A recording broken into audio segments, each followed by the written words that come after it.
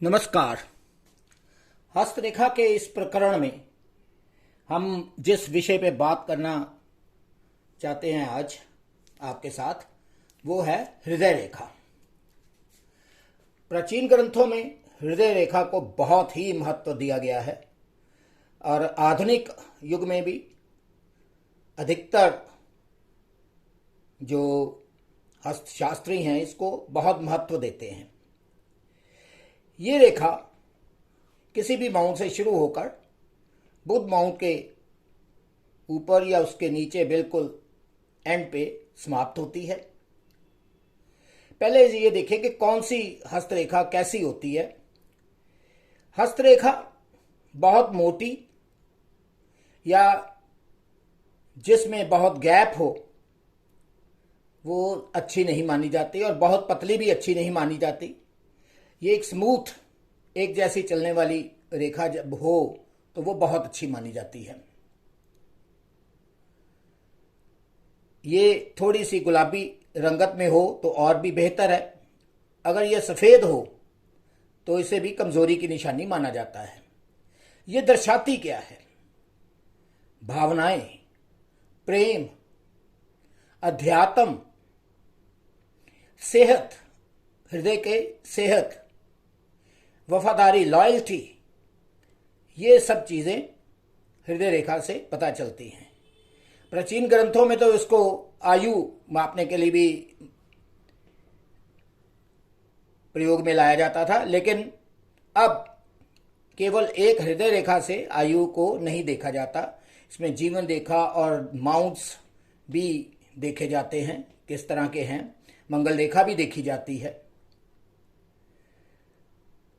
हृदय रेखा अगर जुपिटर से, यहां आप मान लीजिए कि जुपिटर और सैटर्न के माउंट्स के बीच में से अगर निकले तो ये व्यक्ति व्यवहारिक भी होता है और ये व्यक्ति वफादार भी होता है। यहां से अगर ये निकले और अगर यहां से इसकी दो शाखाएं हो जाएं तो ये और भी अच्छा है। ये विश्वसनीय लोग होते हैं जिनमें शनि के माउंट के सभी गुण और जुपिटर के भी सभी गुण समाविष्ट होते हैं। लेकिन अगर यही रेखा बिल्कुल जुपिटर के माउंट पर जाके समाप्त हो तो ये अतिवादिता हो जाती है। अगर व्यक्ति स्पिरिचुअल है तो बहुत ही स्पिरिचुअल हो जाएगा। अगर उसमें प्रेम भाव है तो वो इतना ज़्यादा प्रेम में बह जाएगा कि वो वाकई हर चीज़ को नगण्य मानेगा, उनको छोड़ देगा। तो सबसे अच्छी जो इसमें मानी जाती है वो है कि शनि और जुपिटर, बृहस्पति के माउंट के बीच में से जो रेखा निकलती है उसे सबसे अच्छा माना जाता है। अगर ये रेखा बीच बीच में से कटी हो, ऐसे चल रही हो, कहीं तक भी जा रही हो, तो इसे अच्छा नहीं माना जाता। ऐसा व्यक्ति हृदय रोग उसे हो सकते हैं, रक्तचाप हो सकता है और उसकी सामान्य सेहत ज़्यादा अच्छी नहीं रहती। और अगर ये रेखा बिल्कुल सीधी एक कोने से दूसरे कोने तक बिल्कुल सीधी निकल जाए, ऐसे उतार चढ़ाव ना हो, बिल्कुल सीधी हो, स्ट्रेट, तो ये भी अतिवादिता को दर्शाती है। और इसके साथ अगर ये मस्तिष्क रेखा भी बिल्कुल सीधी हो जाए, यहां से बिल्कुल सीधी, ये दोनों समानांतर हो जाएं, तो ये तो बहुत ही अतिवादी मनुष्य की निशानी है। ऐसे व्यक्ति से बचकर रहना चाहिए। ये ध्यान रखना चाहिए कि वो वायलेंस में लिप्त ना हो, हिंसात्मक उसकी रुचि हो जाती है। तो ये बहुत अच्छी स्थिति नहीं है। अगर ये रेखा जिग जैग वाली हो ऐसे, तो ऐसे व्यक्ति पर विश्वास नहीं किया जाता। इसके कई साथी हो सकते हैं, लेकिन ये किसी का स्वयं साथ नहीं देता। जब भी उसका मन चाहे वो उससे परे हो जाता है। तो ये जिगजैग ऐसे ऊपर नीचे अगर हृदय रेखा हो तो इसे भी अच्छा नहीं माना जाता।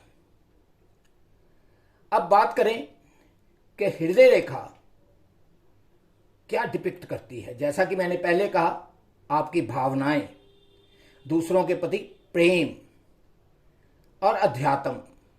अगर ये जुपिटर और सैटर्न के बीच है तो आदमी प्रैक्टिकल भी होता है, आध्यात्मिक भी होता है, बैलेंस बना के चलता है। यहां से निकलने वाली रेखा अगर हो यहां तक जाए, और अगर ये बिल्कुल जुपिटर पर चली जाए तो अध्यात्म अतिवादी हो जाता है, काफ़ी ज़्यादा अध्यात्म की तरफ वो व्यक्ति चला जाता है। उसका प्रेम अगर भगवान के प्रति है तो वो बिल्कुल वहीं पे रहता है, और अगर सामान्य व्यक्ति के प्रति है तो उसके प्रति भी वो बहुत अति, जिसको कहते हैं, वो प्रेम दर्शाता है और उसको दूसरी कोई बात सूझती नहीं है। ये लोग जो हृदय रेखा यहाँ से शुरू होकर, मान लीजिए यहाँ से शुरू होकर और यहाँ तक समाप्त होती है, और उसमें कोई तोड़ फोड़ नहीं है, ऐसे नहीं है, ये बिल्कुल सामान्य चलती जा रही है, और बाकी रेखाएं भी ठीक हैं। ये जीवन रेखा के साथ साथ मस्तिष्क रेखा भी उसकी चल रही है। तो ऐसे व्यक्ति स्वस्थ और अपनी नीतियों में और व्यवहार में प्रैक्टिकल भी होते हैं और वफादार भी होते हैं। आज के लिए इतना ही। धन्यवाद।